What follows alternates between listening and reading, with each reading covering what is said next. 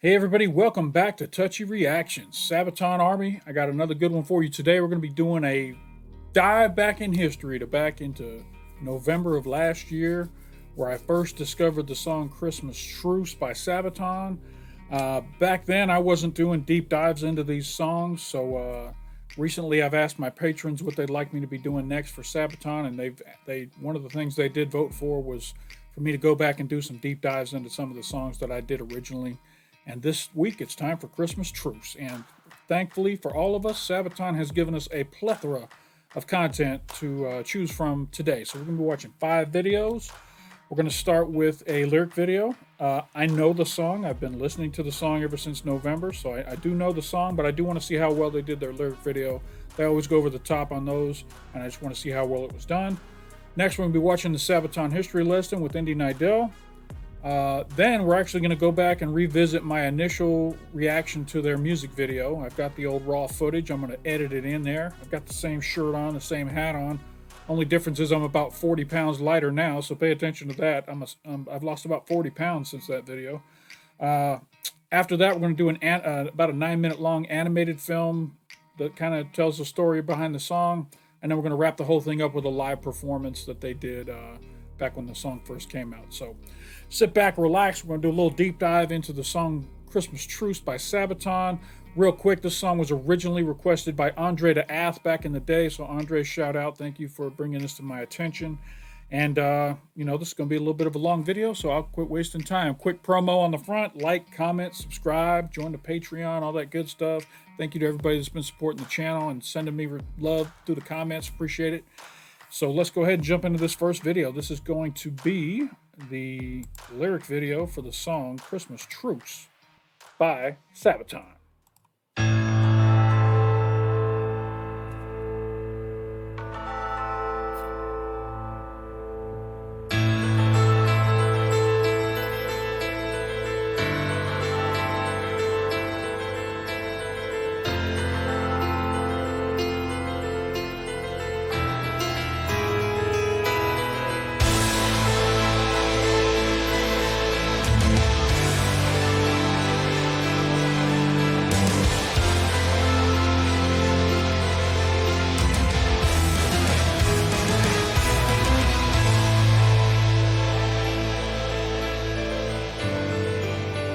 I've said it before and I'll say it again. There's no band out there that puts as much time and effort into making their lyric videos look amazing. Sabaton gets the award every time for the best lyric videos. Nobody puts this much time into this.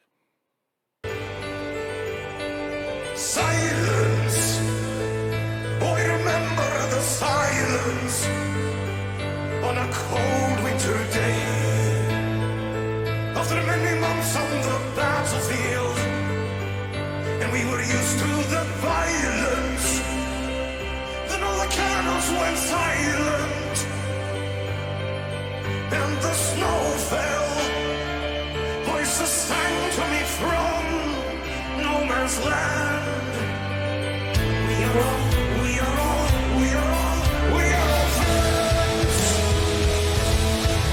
And today we're all brothers, tonight we're all friends. Our moment of peace in a war that never ends. Today we're all brothers, we drink and unite. Now Christmas has arrived and the snow turns the ground white. Hear carols from the trenches, we sing a holy night. Our guns lay to rest on what snowflakes. Our Christmas in the trenches, our Christmas on the front, far from home.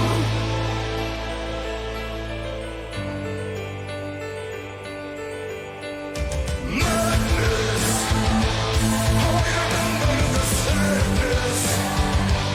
We were hiding our tears. Even for a land where we faced our fears. We were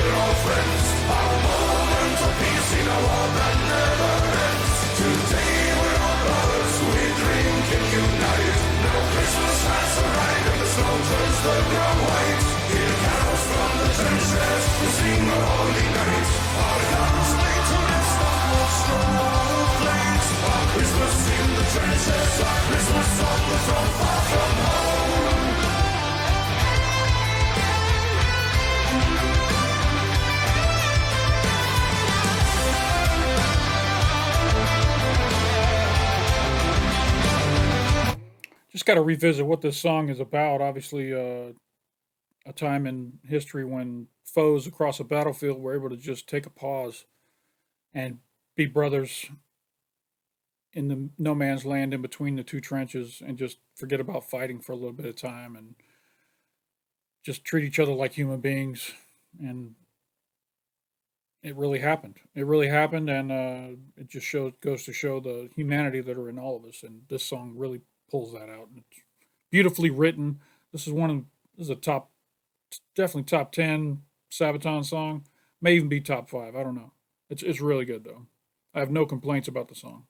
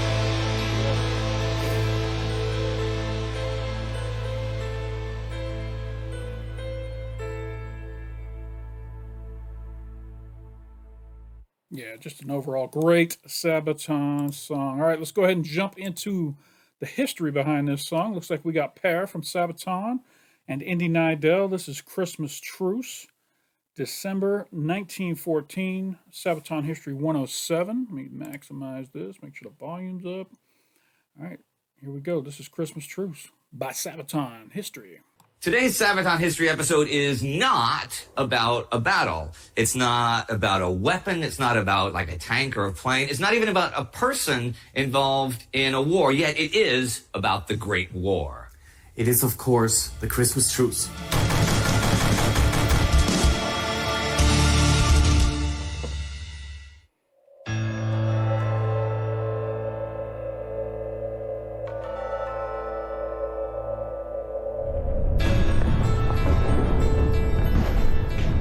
You'll be home before the first leaves fall, they said. The war will be over by Christmas, they said. Well, the leaves had all fallen, and by late December 1914, there was no end in sight to the Great War. As the soldiers realized that they would spend winter in the miserable trenches, morale plummeted. What would happen, I wonder, Winston Churchill wrote to his wife in mid-December, if the armies suddenly and simultaneously went on strike and said some other method must be found for settling their dispute? He would soon find out. The professional armies of career soldiers who had fought each other over the summer were largely gone by now, dead, wounded, or prisoners. In their stead stood conscripted men and disillusioned wartime volunteers, trapped in the horrors of trench warfare. Both sides spent their days sharing their meager rations with rats, fleas, and lice. They slept in damp underground dugouts and caves, while the forward sentries tried to keep awake in the mud and the sleet. The whole trench system was still seen as temporary, though, and breakthrough would come soon, so it lacked any kind of comfort or sophistication. And beyond the parapets? Well, on December 21st, British Colonel Swinton wrote, "This is the Ultima Thule. Beyond is neutral territory, the no man's land between the hostile forces. It is strewn with the dead of both sides, some lying, others caught or propped on the sagging wire where they may have been for days, still others half buried in craters or destroyed parapets." When winter began and the temperature dropped, an increased lethargy was noticed by officers on both sides. Soldiers were literally sick of the worsening conditions, of being constantly exposed to the cold, the rain, and the enemy guns. The aggressive policies put in place by high command to keep the infantry busy only made things worse. So imagine you wake up in the morning and what you have to look forward this day is freezing cold temperatures, someone shooting at you trying to kill you, loud, loud noise all around you all the time, and no hope of anything different tomorrow. Imagine just how hard it must have been every day to get up and start the day. I mean, the only things you have to look forward to all day are maybe a hot cup of coffee, something to eat, uh, a joke with a friend, but the rest of the day is nothing but misery from maybe a warm fire that you can get around and warm up. But that's it. The rest is just absolute hell on earth. And you can imagine morale on all sides was just gone. I mean, bless those poor men. Patrolling through the nights, keeping watch over the parapets, throwing bombs and sniping at the enemy, it all seemed so futile. All it did was increase their own chances of getting killed.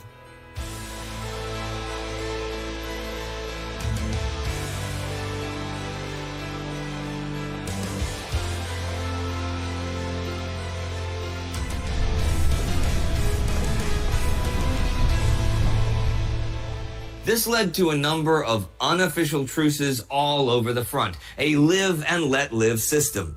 You let me sleep, I let you sleep. You don't fire on our latrines, we won't shoot up yours. Sometimes grenades were intentionally thrown to the side, or code words were exchanged signaling a coming bombardment.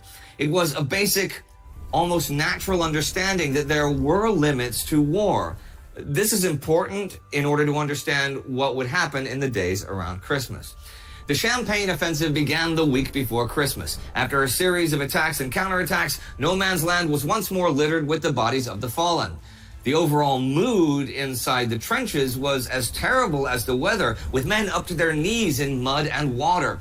Then the first incidents happened. German soldiers were heard asking about a ceasefire. Hands in the air, they indicated that they wanted to go out and take care of the wounded in no man's land and bury the decaying bodies. The British agreed and went out to do the same. It was all spontaneous, but suddenly men were passing each other over the battlefield without firing a shot. In some cases, they even had a quick chat or shared a cigarette. People sometimes overestimate the size of no man's land, but the trenches were usually 200 meters apart max, often less than half that. The forward saps were even closer. Day and night, the men could hear each other talking or yelling and singing. Conversations between the two sides were not uncommon. When a German soldier was seen carrying a wounded British soldier back to the line, he was thanked and granted a safe passage back. Christmas Eve morning, the Christmas gifts arrived. Chocolate and sweets, cigarettes and tobacco, and hundreds of thousands of small packages and letters from home. This raised morale tremendously, but also magnified the feelings of homesickness and the desire for peace and a return to normal life. Men began shouting and teasing each other. "Fritz, Tommy, come across, we meet halfway." You know, as I was just talking about how miserable every day must have been, how glorious must this day have been when you get care packages from home. You're guaranteed that your enemy has agreed they're not going to fire upon you. You can let your nerve down just for a day and you're not constantly on edge about being killed. This must have been such a relief to everybody on both sides to just take a breath and act like civil human beings for just a short period of time. It's no wonder it was so hard to try and get these troops to go back to fighting afterwards. But they were hesitant. A few brave souls went out at their own risk. There are many different stories, but over the course of the day, there were even incidents of British and German officers talking about a possible ceasefire on Christmas Day. By evening, soldiers lit candles in the trenches. Some even set up small Christmas trees. The men sang the all-time classics in English and German like Stille Nacht, The First Noel, and O Come All Ye Faithful. For most devout Christians, Christmas was the most important day of the year. And the celebration of the birth of Christ stood in many ways in stark contrast to the reality of the war itself. Around midnight, everything went eerily quiet. And on Christmas morning, as the fog disappeared, the stillness remained. Instead of the cracking of rifles, men heard the chirping of birds. Everyone in the sector wondered what would happen next. Soldiers once more began talking to each other. Boxes of food and souvenirs were thrown across to the other side. A few men exposed themselves above the parapets, then more followed. A basic agreement was made. No one would fire unless fired upon. In some places where the ceasefire had indeed been arranged beforehand, further rules were set in place. First of all, if either side fired a shot with the intent to kill, the truce was immediately off. Action by artillery did not count, nor did it break the truce, as they had no control over the batteries far to the rear of the trenches. If an order was given to open fire, they would shoot the first 3 rounds into the air to give the other side time to get under cover. If there were orders to expend a certain amount of ammunition this day, the machine gunners would waste ammo in the evening hours after a shrill warning signal. Neither side was allowed to erect barbed wire or repair their trenches during the truce. Still, everything depended on trust and an unwritten code of honor. A machine gun could cut them all down within seconds, yet no one shot. Men venturing out did not even carry arms. Some waved a white flag, and the men, mortal enemies just a day before, met and shook hands, talked, and exchanged gifts. For a few hours, it was peace. There were, of course, some officers who went straight to headquarters to report this, and plenty of men who did not take part. But overall, the mood was far from being hostile. It was this weird realization that the other side was just as human as their own side. Silence. It's fucking beautiful, man. It's fucking beautiful. God, it's so beautiful when the the poor man on the front can finally tell those generals behind them that not today. We're not doing it today. Today we're going to take a break. We're going to hang out with these foes, treat each other like civil human beings, and just amazing. Humanity at its best, followed on either side by humanity at its worst. Remember the silence on a cold winter day. After many months on the battlefield, and we were used to the violence. Then all the cannons went silent, and the snow fell. Voices sang to me from no man's land.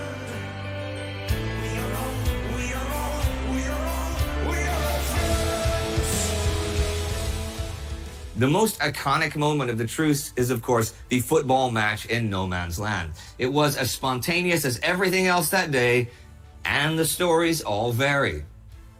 A ball appeared from somewhere. I don't know where, but it came from their side.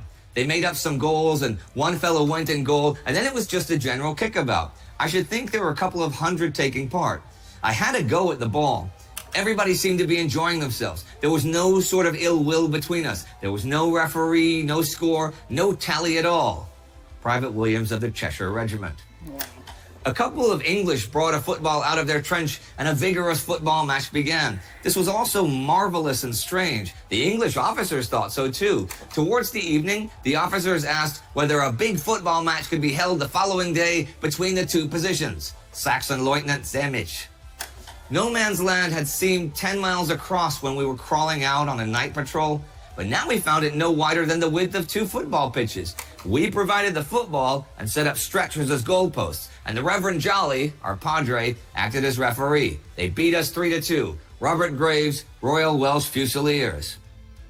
As it started getting dark, men shook hands and went back to their trenches. The Christmas truce was a unique and rare moment in history, sure. It was both spontaneous and to a certain degree foreseeable. Of course, it didn't happen everywhere. Hundreds of men still died, and parts of the front were as busy as they were every other day. And the Western Front was just one of many battlefronts in the war. On Christmas Day, Ottoman soldiers by the tens of thousands were busy freezing to death in the disastrous Battle of Sarikamish in eastern Anatolia. But for those that experienced the truce, it was something they'd never forget. In some places it lasted a few hours, somewhere else it lasted to the next day, but it could not go on forever. As the news went up the chain of command, generals on both sides were quick to snuff it out. Fraternization was deemed a crime against the nation. Participating units were rotated out of the lines, and their officers were threatened with court-martial. High command ordered inspections and speeches and shamed the men at the front. Did you shake hands with those that bayoneted babies in Belgium? Did you exchange gifts with the bastards that killed your brother yesterday? Although the press back home was quick to take up the story, censorship soon cracked down on its telling. The whole truce became taboo. Official war history denied that it ever happened. It only lived on through the memories of those that had participated and who had shared the stories with those back home. As the war went on, the animosity between sides became ever greater. Poison gas, flamethrowers, the sinking of merchant ships, the slaughter at the Somme and Verdun, all made sure that the Christmas truce in the West would not repeat itself. Of course, there would be smaller truces all over the war on all fronts for such things as retrieving bodies. Informal arrangements were respected, but this level of fraternization, this antithesis to war, would never be again reached. Not until the end. Still, Churchill got his answer. For a single day, the opposing forces mingled in friendly conversation and even in games. It was an amazing spectacle and must arouse bitter thoughts concerning those high-ranking conspirators against the peace of the world who in their mad ambition had hounded such men on to take each other by the throat rather than by the hand. Arthur Conan Doyle.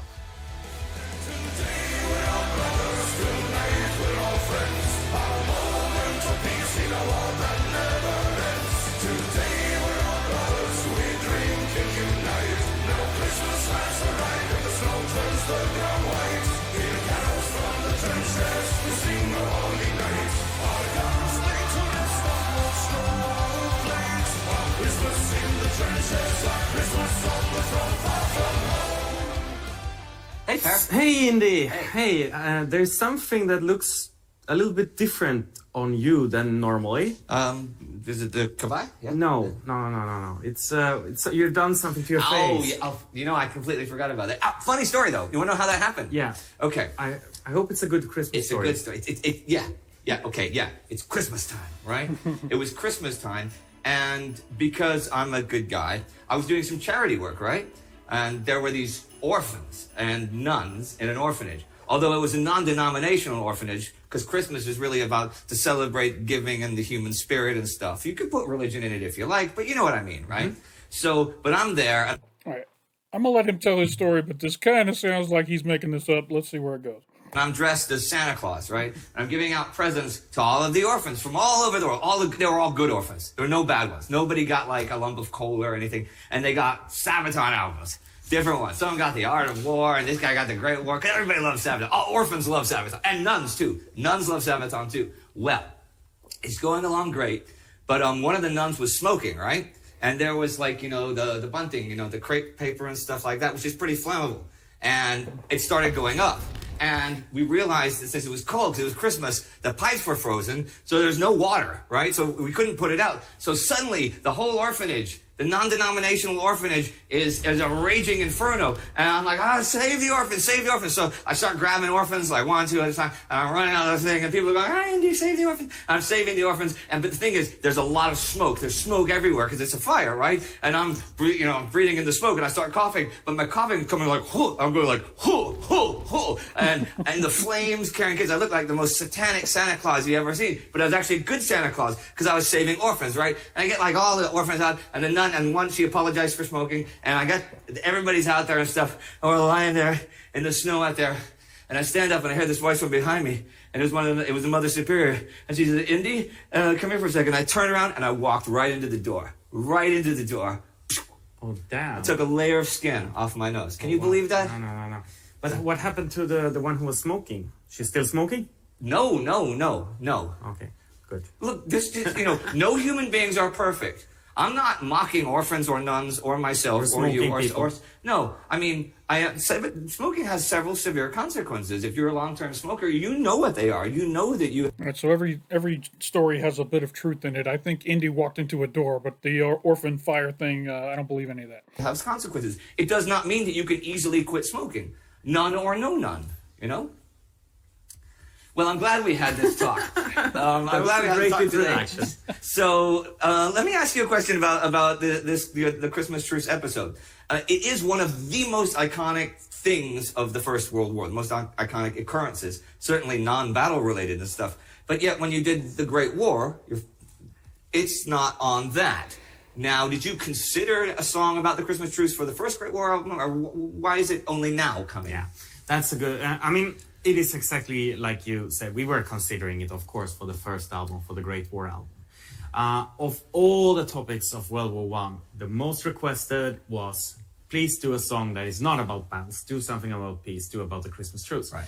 And we wanted to do it, but it's also about creating a good, suitable song for it. Okay. And we didn't do that. We couldn't write the right song for it. And it was always in our mind, maybe we should do another song to just add to it and maybe have the Christmas Truce as a standalone single or something like that. Okay. And but as time progressed, and then there came a virus into the world which forbid us from touring, which meant that we went back a little bit to the songwriting process, and then we started to create more songs about World War One. And of course, at this time, we spent a lot of effort making the Christmas Truce song. How did the songwriting process for this go? Since it was obviously difficult, if not impossible, for the first album to do it, how did you succeed this time? Well, it's sort of a question for Joachim. However, I know, talking to him, how stressed he was about writing a specific song. I mean, when it comes to writing a song, any song, it's much easier than write a specific song. About I mean, normally Sabaton has a very, very big box of things, you know, you can play like that or play like that, and it's a very, very big variety of songs. Right. But if you have to write specifically the Christmas Truce, you are a tiny window. Yeah. And that's, of course, makes the songwriting process more difficult. Yeah. But in the end, there is a song and it captures the Christmas spirit. Now, you know, when I was doing the Great War, people would ask all the time, you know, since we did a special about the Christmas Truce in the first year, but people always asking, well, were there other like Christmas truces or Easter truces or other holiday truces? Did people try to do these on any of the fronts? And the answer is not no. Now, in the history part you just heard, I don't talk about this, but on Easter in 1916, on the Eastern Front, the Russians tried an Easter truce facing against, not the Germans, the Austro-Hungarians, that part of the front. And they came out of their trenches on Easter morning with no weapons or anything. And they were taken prisoner by the Austro-Hungarians because the Julian and Gregorian calendars, which they're 13 days difference. So it's Easter to the Russians, but it was not Easter to the Austro-Hungarians. It was just a bunch of guys coming out of their trenches without their weapons. So they took them all prisoners. So that's a big main reason why you did not get Eastern Front truces. That's another good reason from the art of war to know your enemy. Know your enemy, know their traditions, their rituals, that kind of stuff. They should have known that the enemy across the other side doesn't celebrate the same dates that they do. Yep, that's just the art of war coming back to bite you in the butt right there. Imagine if there was the Swedish midsummer truce. Yeah. And this is a thing. If Sweden, hopefully never, but if Sweden goes to war and we fight over the midsummer, Yeah. at least we will try to do a midsummer's celebration, drinking moonshine and singing. As you do. The little Små. Now, but okay, so that's midsummer. Probably the enemy is just like, oh, idiots, let's shoot them. Wait, I speak Swedish. I think they're singing about frogs. Because they are. That's what Swedes do at midsummer. But speaking of what Swedes do at midsummer, what do you do at Christmas? How do you celebrate? Do you celebrate Christmas?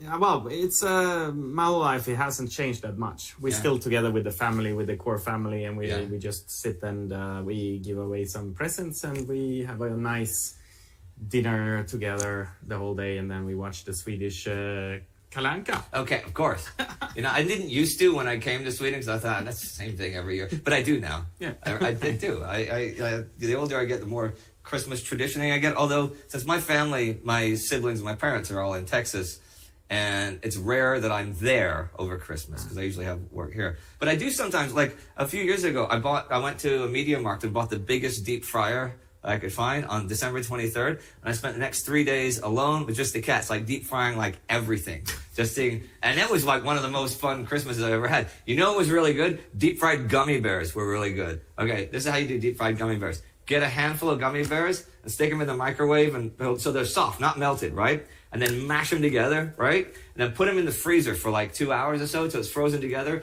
And then dip them in some batter, like a beer batter, and then deep fry it in a little ball. It's delicious. And that's the tip for this year's Christmas dinner. That is your... You should not stick frozen things into a deep fryer. That is very dangerous. Please do not do what Indy just said.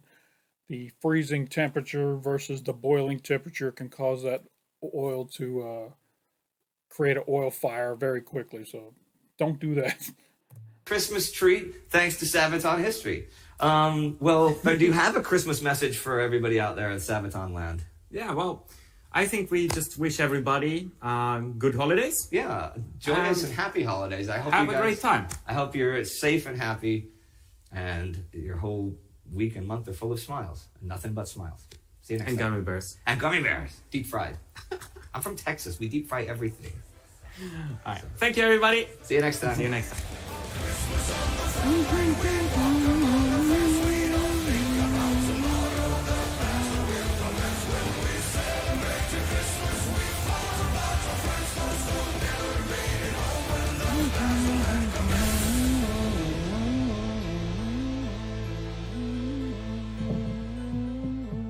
All right. Thanks for watching. Please subscribe and also click that little bell so you get notifications in the future when we release new episodes of Sabaton History channel. As always, support Sabaton on Sabaton History on Patreon. So thank you to Indy and Pear for putting that together. That was a great story. All right, so at this point of the reaction video, we're going to jump back in time, back to November, and the 40-pound fatter version of me is going to watch for the first time Christmas Truce, the official music video. So we're going to jump back in time right now. All right, I'm back and I'm ready to go. Let's jump into Christmas Truce by Sabaton.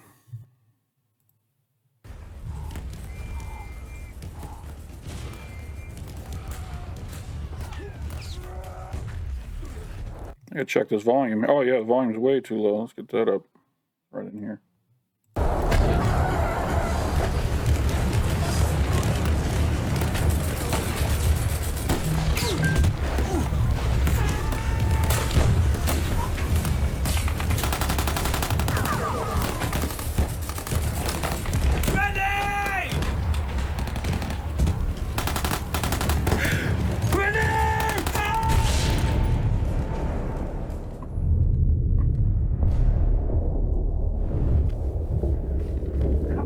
Wake up! Can you hear me? Can you hear me? Ahmed, come on!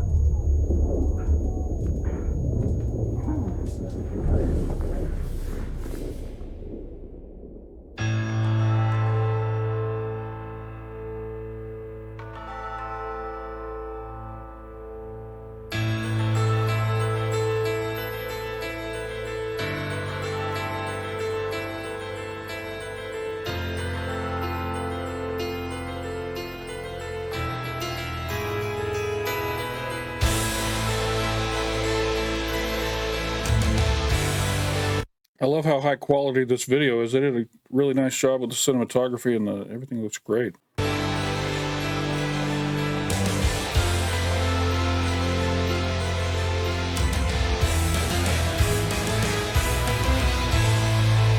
gotta turn this up. It's still not loud enough in my ears.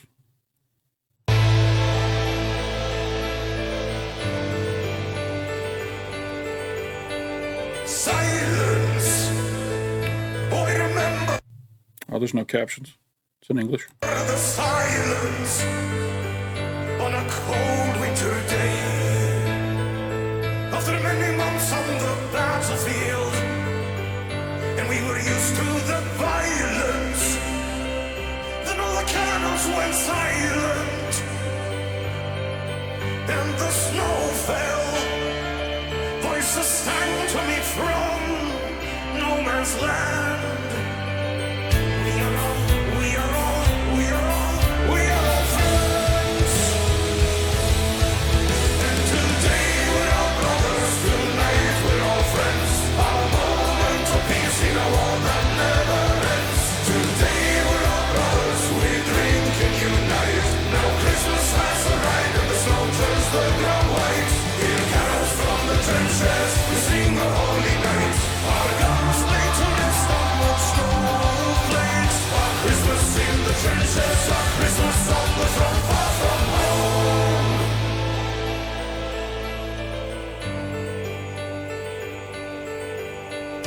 Madness, how I remember the sadness.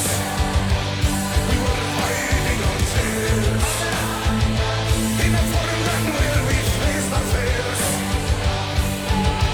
We were soldiers, carried the war on our shoulders.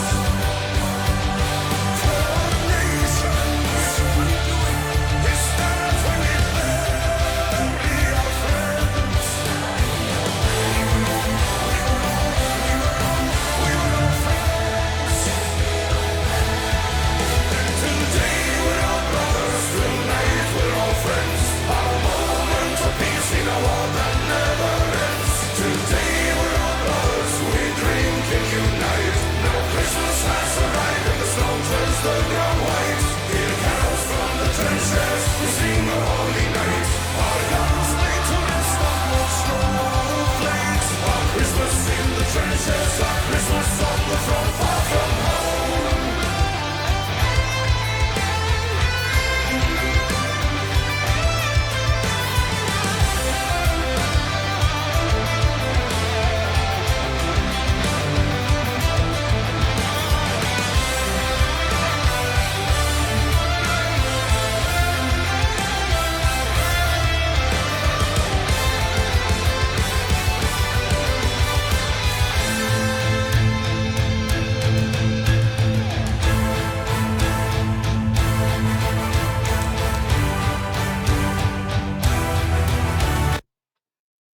Imagine what it must have been like to have this experience with those soldiers from the other side and then have to go back to fighting. I mean, how sad.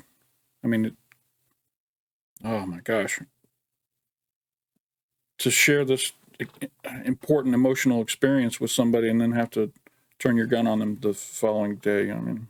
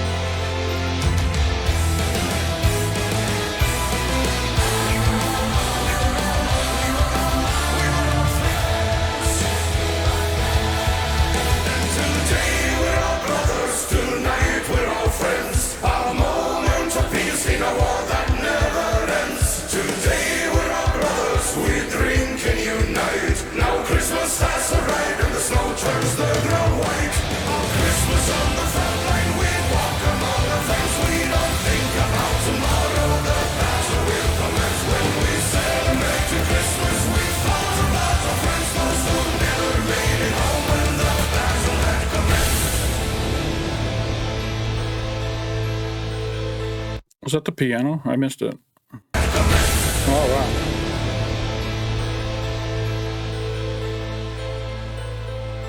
That's a great visual.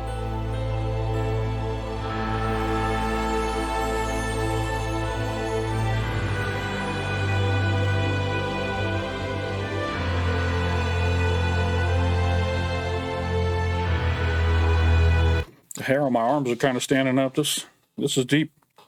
This is a good one.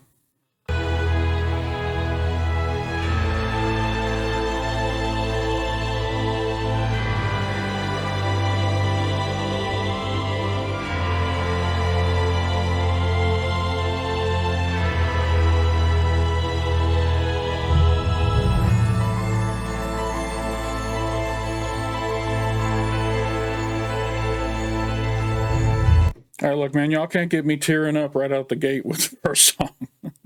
Trying to come down here all motivated and let's get into this, and y'all give me this right out the gate, man. Anyone who's ever served or lost people who served, you understand. You understand. This stuff's hard. This stuff's hard to deal with.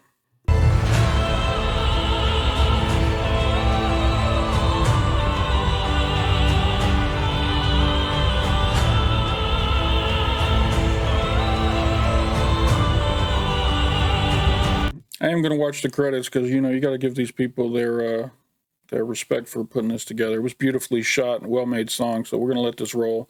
You can skip forward about, I don't know, a minute if you want to skip this.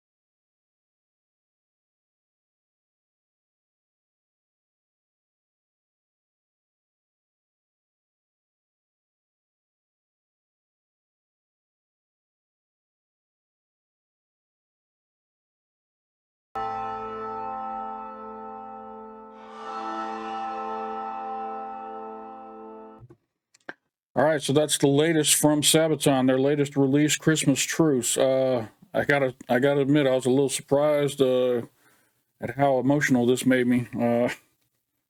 I wasn't ready for it. I'll be honest. I'd been listening to 82nd all the way all week, and it was a upbeat, hard driving, pounding song, and this one just reached right in and grabbed you by the hearts, and I loved it. I loved it. It's really good. So thank you for recommending it.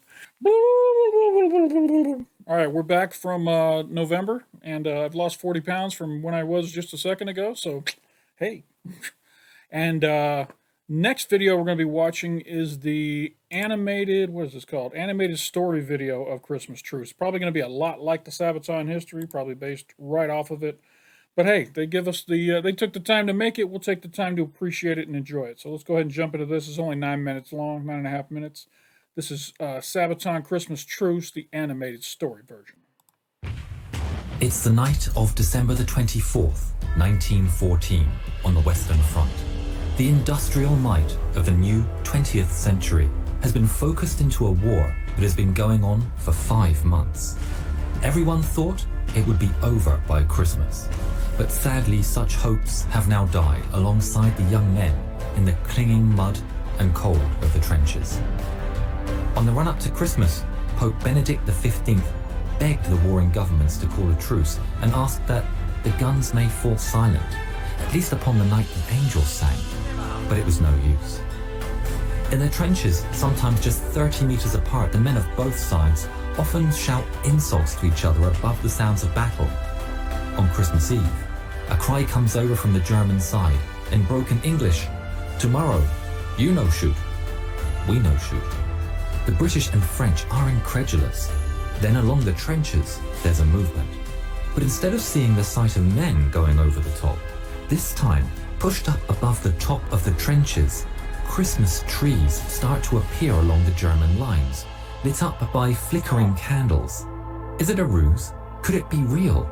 Could the regular soldiers on the front lines make a peace at Christmas when the church could not? On the wind drifting across no man's land, there's a sound of hope and cheer as Christmas carols are sung. The gentle murmur becomes stronger and is picked up by more and more of the soldiers. As Christmas Eve becomes Christmas Day, the British and French join in too. As the morning draws, there's silence. In a farmhouse a short distance away from the front line is 18-year-old Scotsman Alfred Anderson. He vividly recalled that Christmas Day and said, "I remember the silence, the eerie sound of silence. Only the guards were on duty. We all went outside the farm buildings and just stood listening. And of course, thinking of people back home. All I'd heard for 2 months in the trenches was the hissing, cracking and whining of bullets in flight, machine gun fire and distant German voices. But there was a dead silence that morning, right across the land as far as you could see. We shouted, 'Merry Christmas! Merry Christmas! Merry Christmas! Merry Christmas!' Even though nobody felt merry.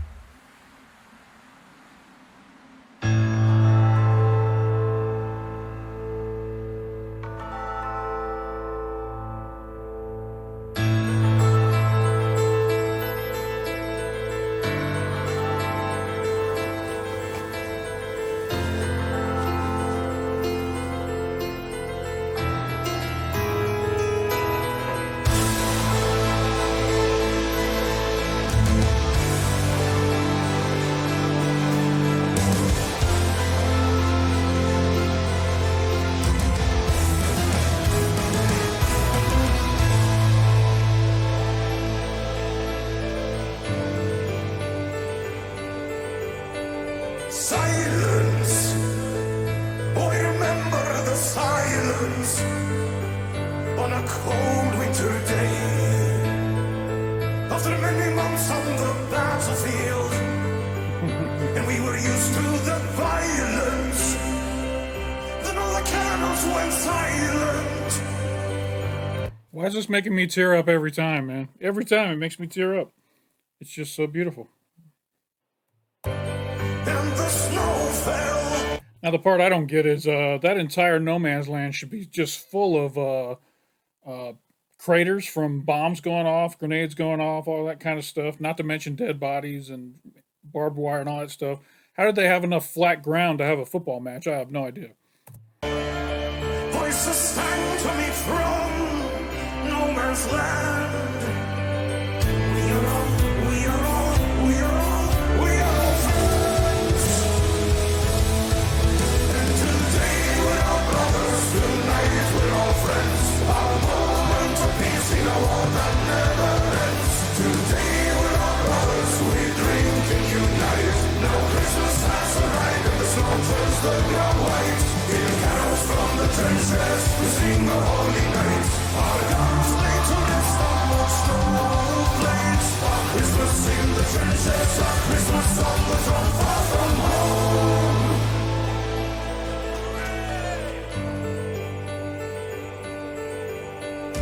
Madness, how I remember the sadness.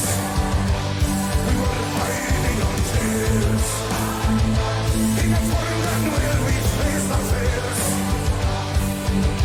We were soldiers, with the war on our shoulders. For our nations, it's that when we bury our friends. We were all friends. And today we're all brothers, tonight we're all friends. Our moment of peace in a war that never ends. Today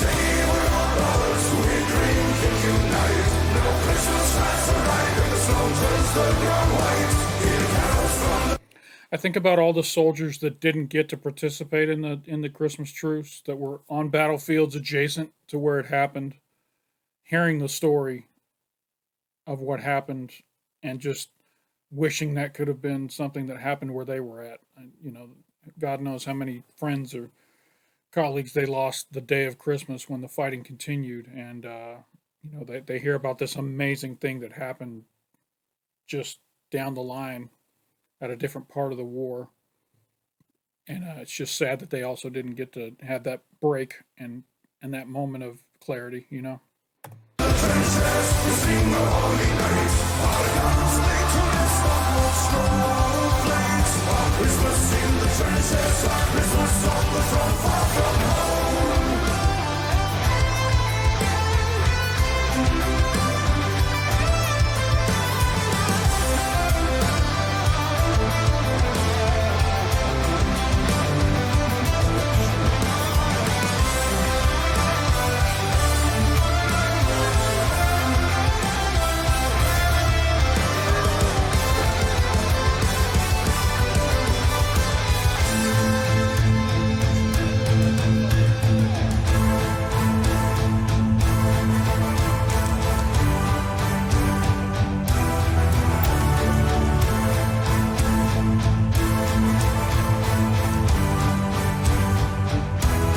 Always got to be one killjoy that doesn't want to participate.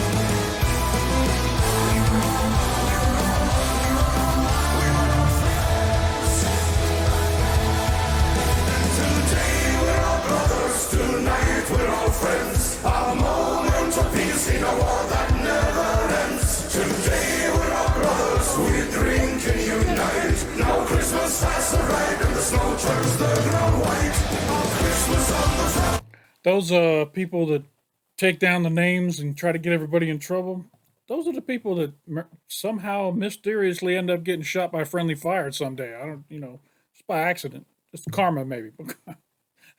You know, you want to take a good experience like this and crap on it. Oh no, I accidentally fired and hit that guy with the list over there.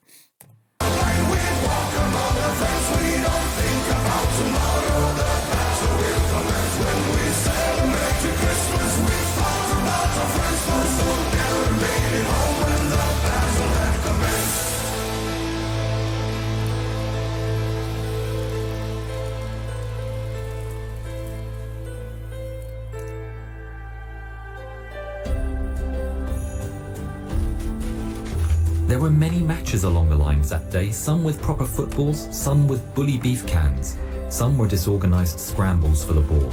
Robert Graves reported that in his match, the Germans won 3-2. The Argyll and Southern Highlanders reported their match ended 4-1 to Scotland. An estimated 100,000 men took part in the Christmas truce. Wow. As the 100,000 men. I did not imagine that many. That's huge. men moved back to their trenches, Captain Charles Stockwell took it upon himself to fire 3 shots skyward. He raised a flag upon which was written, "Merry Christmas." His German opposite raised a flag that read, "Thank you." The 2 men then stood on the ramparts and saluted each other. Alfred Anderson, the young Scotsman, survived the war and lived to the age of 109. Wow. He said at the end of the truce, the silence ended in the early afternoon. It was a short peace in a terrible war. But one of the most remarkable quotes comes from a young soldier who, despite being away from his family for the first time, said of the events on that day, "I wouldn't have missed it for the most gorgeous Christmas dinner in England." A Merry Christmas from everyone at Yarn Hub, and the final words go to the members of Sabaton. Merry Christmas! That was great. One thing I forgot to mention, I know on the reaction I did back in November that we just watched a little while ago, I let the credits play out, and yes, Hannes's wife, Floor Janssen, is featured in the credits for that song. So those of you who are busy typing it, hey, just want to let you know Floor's in the credits. I'm well aware of it. I learned it back in November. Everybody was quick to tell me that, so that was very cool that they featured Floor from Nightwish on the track. All right. Well, we only got one left, and that's the live. So this is from. Ooh, I am not gonna. Okay, fuck it. I'll try and say it. It's a Musikalpen 2021. I think I might be close on that one. I think I might be close. So this is a live performance from Musikalpen 2021 by Sabaton.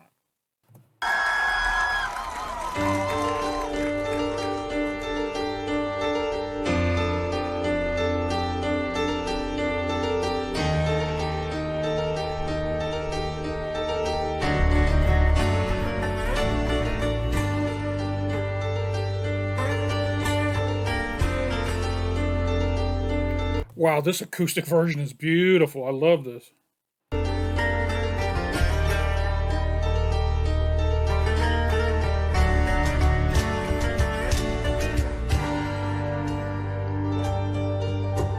Silence. Oh, I remember the silence on a cold winter day. After many months on the battlefield, we were used to the violence. Then all the cannons went silent, and the snow fell. Voices sang to me from no man's land. We are all friends. And today we're all brothers, tonight we're all friends. On the moment of peace in a war that never ends. Today we're all brothers, we drink and unite. Now Christmas has arrived and the snow turns to red white. With carols from the trenches, we sing a holy night. Our guns are laid to rest on the snowflakes. Christmas in the trenches, a Christmas on the front, far from home. Madness. Oh, yeah, this version's beautiful. I almost hope this is how they play it on tour. I mean, it's nice to have a bunch of heavy songs, but songs like this that you can dial down and make super soft, make a nice break in a concert. I really hope that they do something soft like this on tour. Those of you who've seen them recently when they perform this, let me know how they do this. Madness. Oh, I remember the sadness. We were hiding our tears in a foreign land where we faced our fears. We were soldiers, carry the world on our shoulders for our nations. Is that why we bury our friends? We were all friends. And today we're all brothers, tonight we're all friends. A moment of peace in a war that never ends. Today we're all brothers, we drink and unite. Now Christmas has arrived and the snow turns the ground white. There carols from the trenches, we sing a holy night. Our guns are laid to rest on those snowflakes. A Christmas in the trenches, a Christmas on the front, far from home.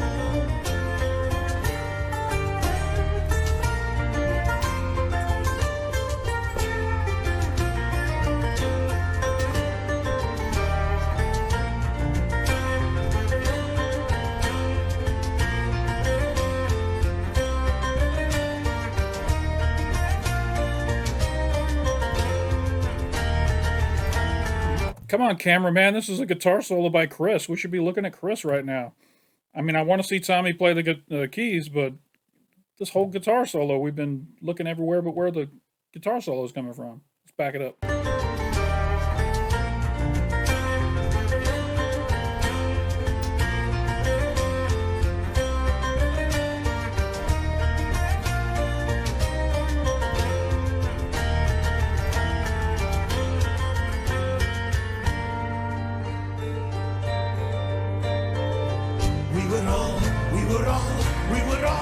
We were all friends.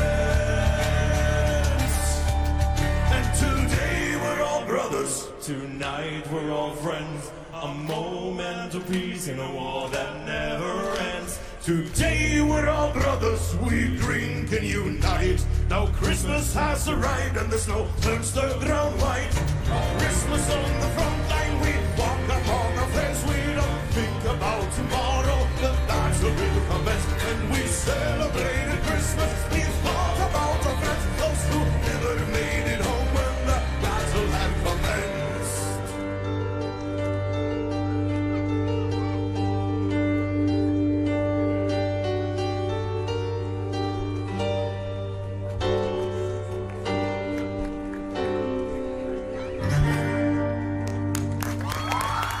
Yeah, that was great. Great. What a great way to wrap up this reaction, man. That was awesome. All right. That was Christmas Truce Deep Dive by Sabaton. I hope you guys enjoyed it. If you like this reaction, hit that big blue like button. Or it's not blue, it's white. Hit that big white thumbs up down below and give me a like for the video. Let me know you appreciate the work and you enjoyed the reaction, that kind of stuff. If you're not already subscribed to my channel, I've got almost 70 Sabaton reactions on my channel. I've got a whole playlist. Come on over, subscribe to the channel. Big red button down below. If you click on that, it'll turn gray, let you know you've subscribed. And if you hit the bell right next to it, it'll let you know anytime we drop some new content over here on Touchy Reactions. I'm going to see Sabaton live this year in October, and we'll definitely be doing a vlog of that. So excited about that coming up here after the summer. And yeah, I enjoyed going back and revisiting this. So for all the patrons who voted for this, thank you for letting me go back and I actually learned a little bit more about this song than I thought I would with these history and the animated film there. And I really enjoyed that last performance live. So this was fun for me. So that's all I got for this deep dive reaction video. I appreciate you stopping by, and don't forget to come on back.